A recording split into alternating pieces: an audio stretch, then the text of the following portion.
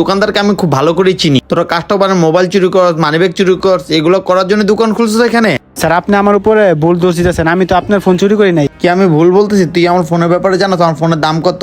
50,000 টাকা আমার ফোনের দাম।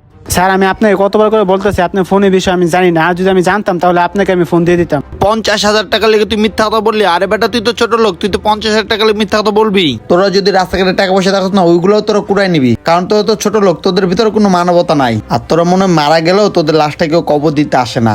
দেখ আমি কিন্তু বারবার বলতেছি আমার ফোনটা তুই বের করে দে, তা না হলে তোর খবর কিন্তু আমি খারাপ করে ফেলবো এখানেই। আচ্ছা আমি আপনাকে কিভাবে বিশ্বাস করাবো যে আমি আপনার ফোনটা নিয়ে নেই? বুঝতে পারছি তুই আমার এইসব কথা শুনবি না, আর ভালো কথা দাম নাই। এক কাজ কর, তুই তোর পকেট চেক করতো, আমি দেখবো তুই কোন পকেটে লুকা রাখছস। ঠিক আছে আমি চেক করতেছি। ভালো করে চেক কর।